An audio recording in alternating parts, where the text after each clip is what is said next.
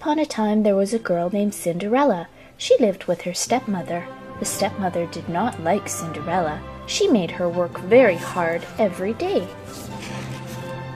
Cinderella had two stepsisters. Their names were Drizella and Anastasia. The stepsisters never had to work. They just pranced around the house in their fancy dresses, and they always made fun of Cinderella because her dress was so plain. One day a letter came to the house. "Drizella, Anastasia," cried the stepmother, "listen to this." She read the letter. It said, "The king is having a ball tonight. His son, the prince, will choose a wife. Every girl in the kingdom must be there." "Then I can go too," said Cinderella. "You?" cried the stepsisters, and they laughed and laughed. "But it says every girl in the kingdom must be there," said Cinderella. The stepmother smiled and said, "Of course you may go, Cinderella. You may go if you do your work first, and if you have a dress to wear." "Oh, thank you," said Cinderella, and she ran up to her room. Some mice lived in Cinderella's room. They were Cinderella's friends. She had even made little clothes for them. "Guess what?" she cried. "I am going to a ball at the palace." "Hooray!" cried the mice. Then she showed them an old dress. "It just needs a little mending," said Cinderella, "and maybe a sash and some beads to make it pretty." "Yes, yes, Cinderella," said the mice. "Cinderella!" called the stepmother. Cinderella went downstairs. "I want you to clean the floor and wash the windows and dust the drapes," said the stepmother. "But I did that yesterday," said Cinderella. "Do it again," said the stepmother. Cinderella worked as fast as she could, but there was always one more thing to do. "Cinderella!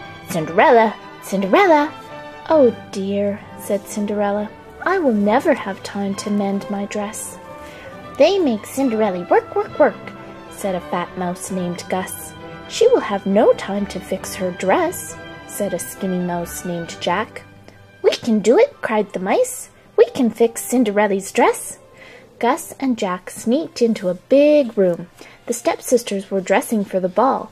"I hate this old sash," said Drizella, and she threw it down. "I never want to see these beads again," said Anastasia, and she dropped them on the floor. Jack grabbed the sash. Gus picked up the beads. They took them to Cinderella's room. "Look, we found these," said Gus. "Now we can make Cinderella's dress really pretty," said Jack. They measured, they cut, they folded, they sewed. They worked and worked as fast as they could. The hours went by quickly. Cinderella had to help the stepsisters with their dresses. When she was done, the stepmother said, "It's time to go to the ball, girls. Are you ready, Cinderella?" "No," said Cinderella sadly. "I did not have any time to fix my dress." "Too bad," said the stepsisters. "You must learn to work faster," said the stepmother. They watched Cinderella go up to her room. When Cinderella opened the door, she saw something wonderful. Her dress was ready. "Surprise!" cried the mice. "It is the prettiest dress I have ever seen," said Cinderella, and she put it on. Cinderella ran down the stairs. "Wait!" she called. "I can go now. I have a dress." The stepmother and the stepsisters could not believe their eyes. "My sash!" cried Drizella. "My beads!" cried Anastasia. They ripped off the sash and pulled off the beads. Cinderella's dress was ruined. "Come along, girls," said the stepmother. "The prince is waiting for you." And off they went to the palace. Cinderella was left behind. Cinderella ran into the garden. The mice ran after her. "How I did wish to go to the ball," said Cinderella. "But it is no use. Wishes never come true." "Never, my dear," said a voice. Cinderella looked up. There was a little woman with a wand. "I am your fairy godmother," she said. "I am here to give you your wish." "Now let me see," said the fairy godmother. "I need a pumpkin and a horse and a dog." "What luck! They are right here. And yes, I will need some mice." When the mice heard this, they began to run, but the fairy godmother stopped them with her wand. "Now for the magic words," she said. "Bibbidi, bobbidi, boo!" She waved her wand. The pumpkin turned into a coach, the horse turned into a coachman, the dog turned into a footman, and the mice turned into white horses.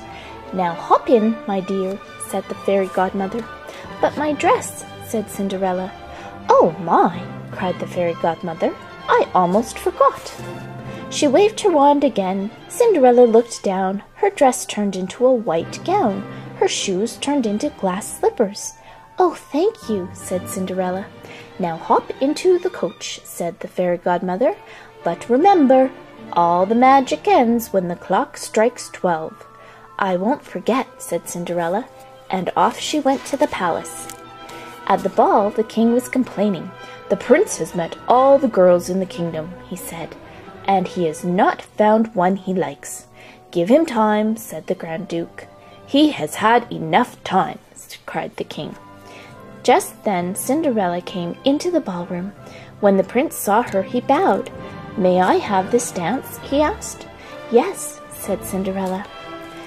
All night the prince danced only with Cinderella. They danced around the floor as if in a dream. Everyone said, "How lovely she is! Who can she be?" The hours went by quickly. Suddenly the clock began to strike midnight. Cinderella ran down the palace steps. As she ran, she lost a glass slipper. When the prince reached the steps, Cinderella was gone. He picked up the tiny glass slipper. "The girl who wore this slipper is the girl I want to marry," said the prince. He told the Grand Duke to find her. Even before Cinderella was home, the magic ended. The coach turned back into a pumpkin. The coachman turned back into a horse. The footman turned back into a dog. And there were Cinderella and the mice, just as before. The next day, the Grand Duke took the glass slipper to every house in the kingdom. At last he came to the house where Cinderella lived. Cinderella was up in her room. First Drizella tried the slipper. Her foot was much too long. Then Anastasia tried the slipper. Her foot was much too wide. "Are there any other girls in this house?" asked the Grand Duke. "No," said the stepmother.